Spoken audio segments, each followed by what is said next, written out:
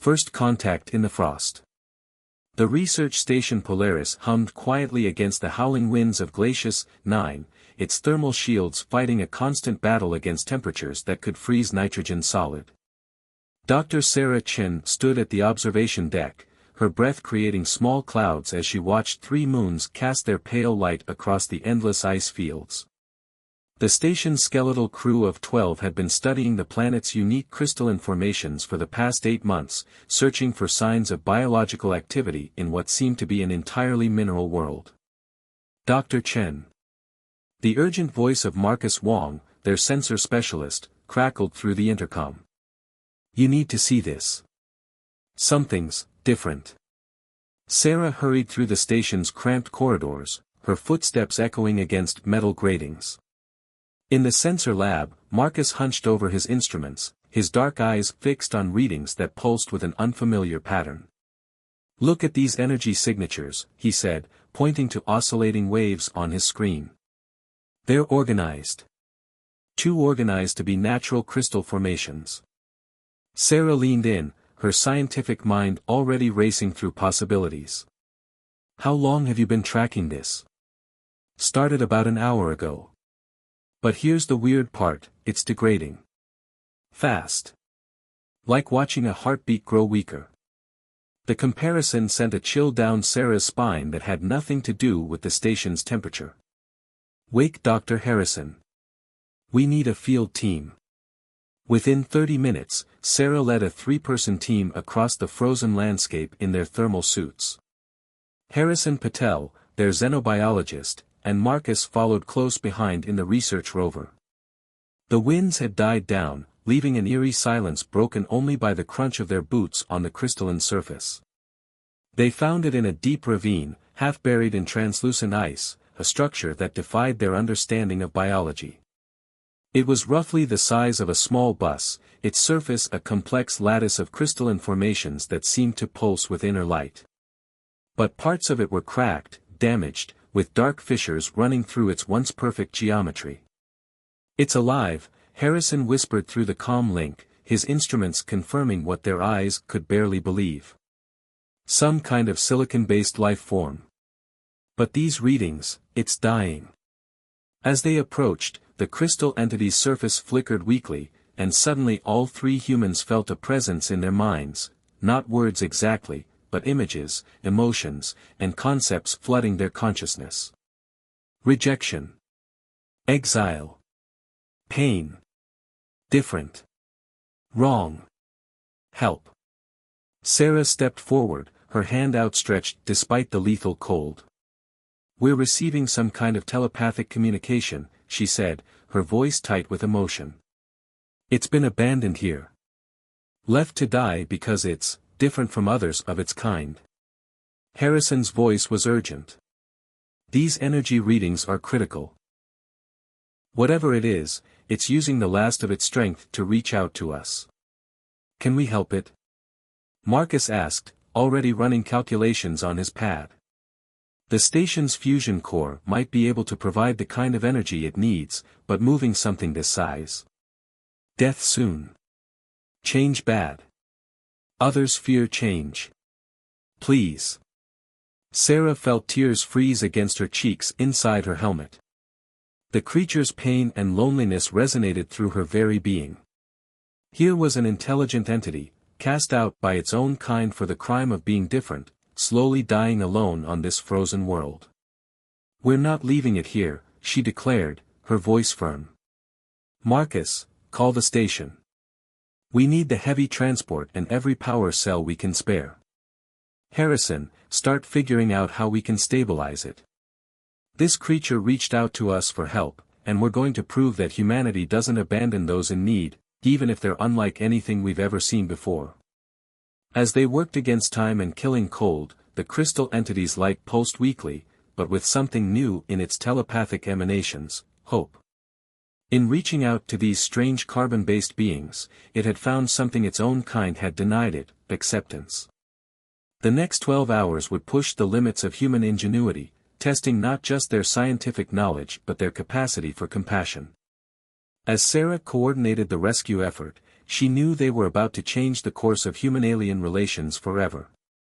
Sometimes, she reflected, the greatest discoveries come not from finding what you're looking for, but from being willing to help when the universe sends something unexpected your way. What none of them realized yet was that this was just the beginning. The crystal entity's presence on Glacius 9 was no accident, and its discovery by humans would soon draw the attention of forces that had very different ideas about the future of both species. But for now, in the frozen wasteland, humanity showed what made them unique in the galaxy, not their technology or their intelligence, but their unwavering willingness to help those in need, no matter how alien they might be. Breaking the ice. The maintenance bay of Station Polaris had never been designed to house a crystalline alien life form. Yet here they were, 2 days after the rescue, with their impossible guest filling most of the space. The entity's surface still pulsed with weak light, but at least it was stable, for now. Dr. Sarah Chen hadn't slept in 36 hours, surviving on synthetic caffeine and determination. Around her, the station's crew had transformed their modest research facility into an impromptu alien intensive care unit. Power cables snaked across the floor, feeding carefully calibrated energy directly into the crystal entity's matrix. Energy absorption is up 12%, Marcus reported, his eyes fixed on monitoring equipment they'd jerry-rigged for their unique patient. But there's something odd about the wavelength patterns. Harrison looked up from his analysis station, dark circles under his eyes matching Sarah's. It's not just absorbing the energy, it's trying to change it. Look at these molecular restructuring patterns. Before Sarah could respond, a new wave of telepathic communication washed over them. Unlike the desperate pleas from their first contact, these were complex streams of information, mathematical concepts, molecular structures, and something else, memories. Learn. Adapt. Change. Not wrong. Evolution. The images showed a crystalline world unlike anything in human records. Vast geometric cities rose from silicon plains, populated by beings similar to their guest. But then came darker images, fear, rejection, isolation.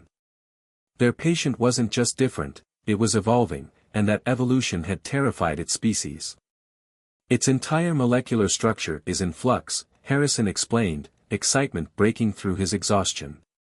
It's not damaged, it's transforming. That's why its people abandoned it. They thought it was degrading, but it's actually evolving, Sarah finished. And they couldn't accept that. A sharp alarm cut through their discussion. The entity's energy readings had spiked dangerously, its surface crackling with arcs of blue-white power. Power surge. Marcus shouted, fingers flying over his controls. It's drawing too much energy. Sarah rushed forward, placing her hand against the entity's surface despite Harrison's warning shout. The crystalline structure was warm now, vibrating with barely contained power. Sorry. Control difficult. Help learn. Please. It's not trying to hurt us, Sarah called out. It's asking for help to control its transformation. The next few hours became a desperate dance of science and intuition.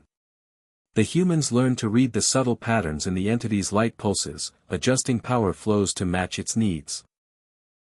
In return, it shared more of itself, not just memories, but knowledge. Ancient knowledge of crystal technologies far beyond human understanding, but also the pain of being different, of seeing the universe in ways its kind refused to accept. Through their mental link, Sarah felt the entity's gratitude, but also its fear. Not of them, but for them. Something was coming. Its kind wouldn't simply let it evolve, they would see its transformation as a threat to their perfect, unchanging civilization. We need to give it a name, Marcus suggested during a rare quiet moment. We can't keep calling it the entity. The crystal being pulsed with curiosity at this concept. Chrysalis, Sarah said softly. Because it's transforming into something new. The newly named chrysalis rippled with approval, its lights dancing in complex patterns that somehow conveyed both joy and apprehension. Through their strengthening mental connection, it shared more urgent information. Its species, the Crystallos, had achieved perfection eons ago. Or so they believed. Any change was seen as corruption, a threat to their eternal stability. But that's not how life works, Harrison argued, addressing Chrysalis directly. Life must adapt, evolve, or it stagnates and dies. Yes. Humans understand. Change necessary. Growth vital. As Sarah watched the interplay of light and shadow across Chrysalis's surface, she realized they weren't just helping an injured alien, they were witnessing, and protecting, a revolutionary change that could reshape an entire civilization's understanding of life itself. But a warning pulsed through their minds, clear and urgent: the Crystallos would come. They would try to cleanse the corruption. And now, by helping Chrysalis, humanity had placed itself in their path. The crew of Station Polaris faced a choice: abandon their discovery to preserve their safety, or stand with Chrysalis against a civilization that had rejected change for millennia. As Sarah looked at her tired but determined crew, she knew it wasn't really a choice at all. "We'll find a way," she promised Chrysalis. "Whatever's coming, we face it together." The crystal being's response filled their minds with warmth, but also with images of vast crystal ships and weapons that could shatter worlds. The Crystallos were coming, and humanity's first major test among the stars would not be a diplomatic exchange, but a stand for the very principle of change itself. Echoes of betrayal. The message arrived 3 weeks after they rescued Chrysalis. Sarah was reviewing energy consumption logs when every screen in Station Polaris flickered and turned crystalline white. Through the station's windows, the perpetual ice storms of Glacius 9 seemed to pause, as if the planet itself held its breath. A voice that wasn't a voice filled their minds, vast and cold as interstellar space. "The corruption must be contained. Your interference is noted. Withdraw." In the maintenance bay, Chrysalis's surface rippled with patterns Sarah had never seen before, fear mixed with defiance. The entity had grown stronger over the weeks, its transformation accelerating under their care. The once damaged crystal structure now shimmered with internal light that shifted through colors humans had no names for. They come. The purifiers. No mercy. No change. Only perfection. Through their strengthened mental link, Chrysalis shared the full truth of its exile. It wasn't just an aberration, it was the first of what could be a new stage in Crystallo's evolution. Its ability to adapt and change threatened the very foundation of their society, built on the principle of unchanging perfection. "How many ships?" Harrison asked, his scientific curiosity warring with obvious concern. The answer came in images: 3 massive vessels, each the size of a small moon, their crystalline structures so perfect they were nearly invisible against the star field. The purifiers, Chrysalis explained, were the Crystallos' answer to any threat of change. They didn't merely destroy, they erased, leaving no trace that anything had ever dared to be different. Sarah called an emergency meeting in the station's command center. "We have options," she began, looking at each crew member. "The Crystallos haven't forbidden us from leaving. We can evacuate, report this to Earth authorities, and let them handle first contact with an advanced species." Marcus snorted. "And leave Chrysalis? After everything we've learned?" The past weeks had revealed more than just the tragedy of Chrysalis's exile. The entity had shared knowledge that could revolutionize human technology, new ways of storing energy, processing information, even manipulating matter itself. But more than that, it had shown them a perspective on the universe that no human had ever imagined. "The Crystallos aren't just coming for Chrysalis," Harrison added, his voice grim. "They're coming to erase any trace of its existence, including what we've learned from it. Including us." Through the walls, they felt Chrysalis's agreement. The purifiers wouldn't risk letting any seed of change survive. The human station, with all its recorded data about Chrysalis's transformation, was now as much a target as the entity itself. "Then we fight," Sarah declared, but Chrysalis's response surprised them all. No fight. Transform. Together. The entity shared its plan, and the humans stood in awe at its audacity. Chrysalis hadn't just been healing these past weeks, it had been studying them, learning how biological and crystalline systems could work together. It proposed a synthesis that had never been attempted in the history of either species. A merger? Harrison whispered. You're talking about combining human and Crystallo's technology? More. Unity. Evolution. Both species grow. The risks were enormous. If they failed, they'd likely destroy both Chrysalis and themselves. But if they succeeded, they would become something entirely new. Something that proved change wasn't just inevitable, it was essential. Sarah looked at her crew, seeing the same mix of fear and determination in their eyes that she felt. They had 12 hours before the purifiers arrived. 12 hours to attempt something that could either advance both their species by centuries or end in their complete destruction. We'll need to modify the station's entire power grid, Marcus said, already running calculations. Route everything through Chrysalis's matrix. And find a way to protect our biological systems from crystalline integration, Harrison added. The energy transfer alone could kill us. Sarah placed her hand against Chrysalis's surface, feeling the complex patterns of thought and emotion flowing between them. You knew this might happen, she said. You were preparing us for this since we found you. The entity's response held sadness but also fierce hope. Human special. Adapt.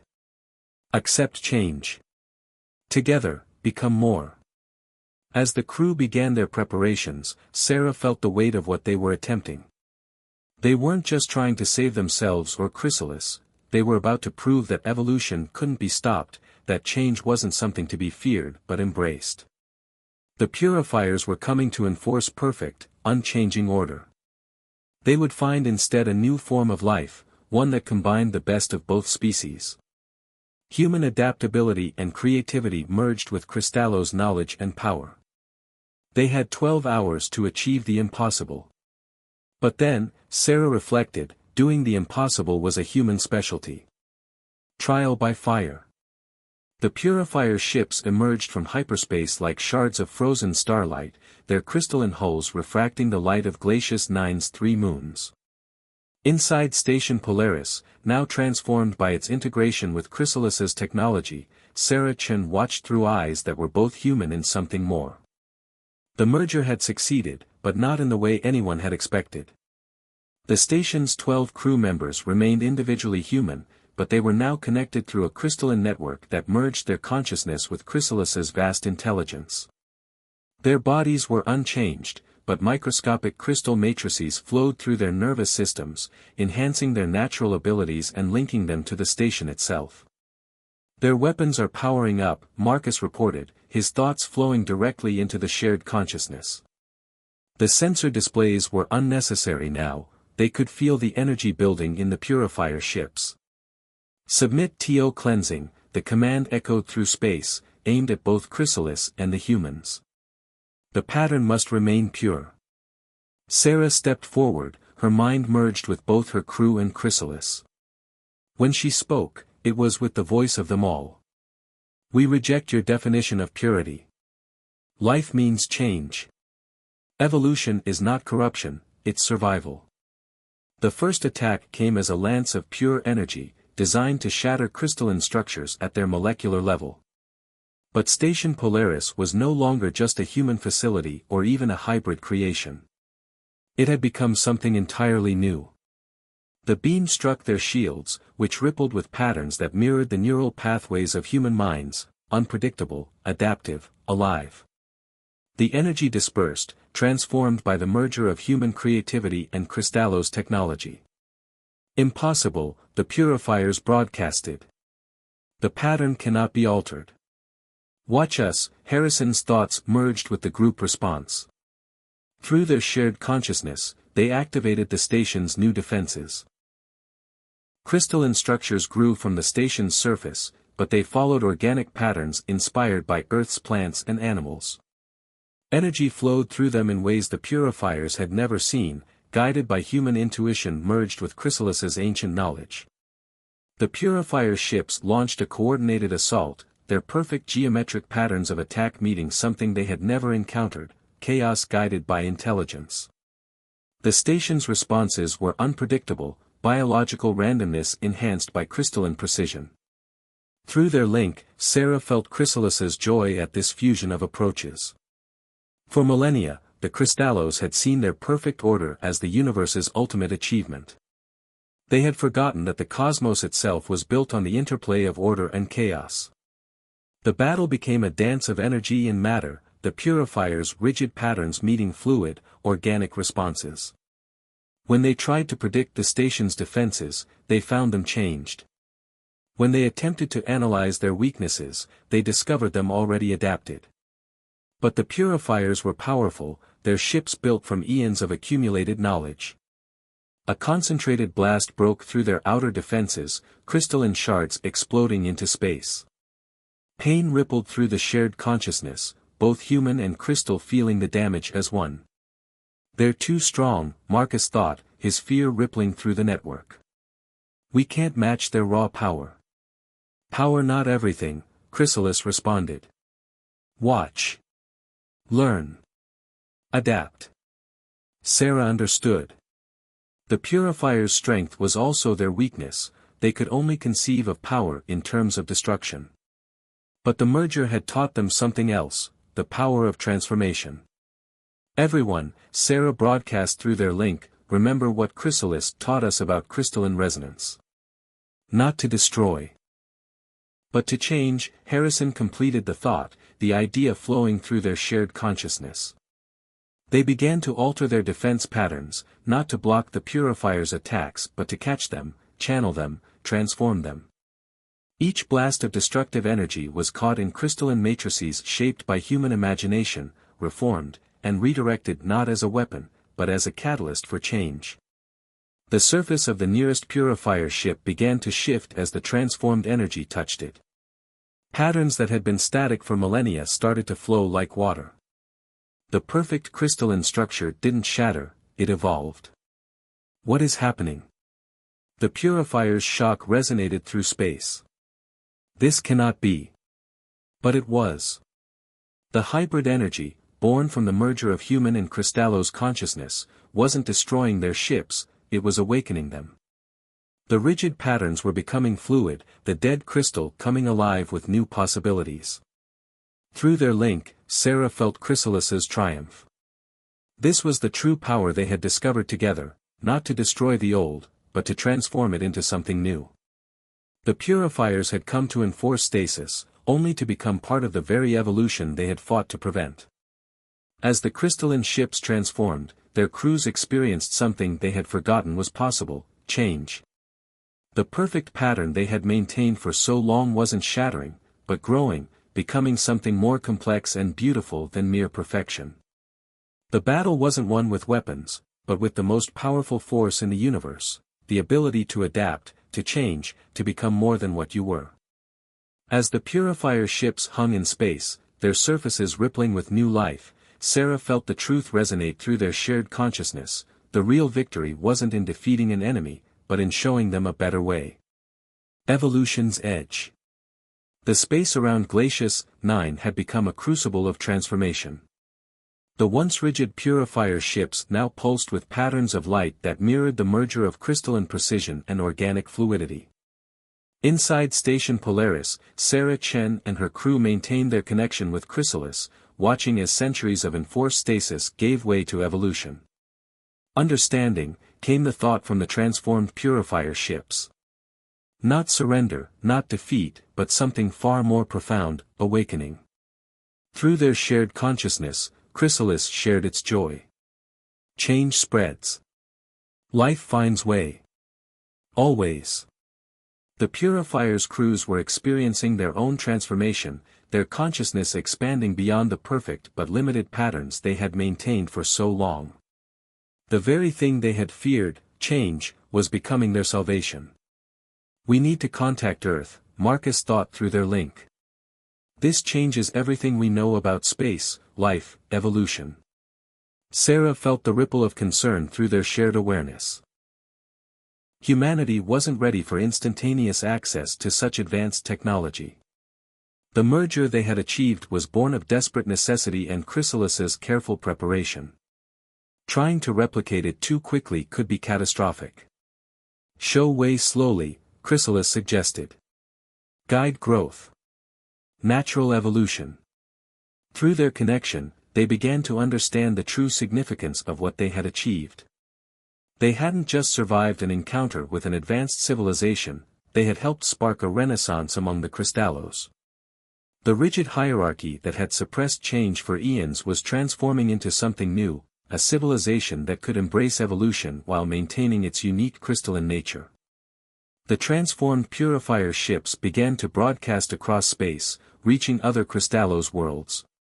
The message wasn't one of revolution or destruction, but of awakening. Change wasn't corruption, it was the universe's fundamental truth. Through their link, Sarah and her crew witnessed the cascading effect as the news spread. Across countless crystal worlds, others like Chrysalis, who had hidden their emerging mutations, began to reveal themselves. The great pattern wasn't breaking, it was growing, becoming richer and more complex. But what about us? Harrison's thought touched their shared consciousness. We can't maintain this merger forever. Chrysalis's response flowed through them with warmth and wisdom. They didn't need to. The brief union had served its purpose, showing both species a glimpse of what was possible. Now came the harder but essential work of growing into that potential naturally. Slowly, carefully, they began to separate the human and crystalline aspects of their merger. It wasn't a severing but a gentle unwinding, leaving behind subtle changes in both. The humans retained a trace of crystalline enhancement to their neural pathways, while Chrysalis maintained a new understanding of organic adaptation. As the last connections faded, Sarah found herself standing on her own feet again, separate but forever changed. The station around them had transformed too, its walls now a living hybrid of human technology and crystalline growth. The purifier ships, now vessels of change rather than stasis, prepared to depart. Their mission had transformed from enforcing perfection to spreading understanding. They would return to Crystallo's space not as conquerors, but as teachers. First step, Chrysalis communicated, its thoughts now a gentle whisper rather than the full merger they had shared. Many paths ahead. Sarah looked at her crew, seeing in their eyes the same mix of loss and hope she felt. They were no longer merged, but the understanding they had gained would never leave them. They had glimpsed a future where the barriers between species could dissolve not through force, but through mutual growth and understanding. What now? Marcus asked, his voice strange in the air after so long communicating through thoughts. Now, Sarah said, we do what humans have always done. We take what we've learned and we grow. Slowly, carefully, but inevitably. The transformed purifier ships vanished into hyperspace, carrying the seeds of change back to their civilization. Chrysalis would remain with them on Glacius 9, no longer an exile but a bridge between species. The station would become a place of careful study and controlled evolution, where humans and Crystallos could learn from each other without rushing into premature merger. As Sarah watched the crystal ships depart, she reflected on how far they had come from that first discovery in the ice. They had set out to study mineral formations and instead had helped spark the next stage in the evolution of two species. But perhaps that was the greatest lesson of all, that the universe's most profound changes often come not from seeking to impose order or force transformation, but from being willing to help, to learn, and to grow together. The future that stretched before them now was neither purely human nor Crystallos, but something new, a path of conscious evolution, where change was neither feared nor forced, but embraced as the natural flow of life itself. On Glacius 9, beneath 3 moons and endless ice, humanity had taken its first steps into that future. And in doing so, they had proven that the greatest strength any species could possess was not the power to remain unchanged, but the courage to grow into something more.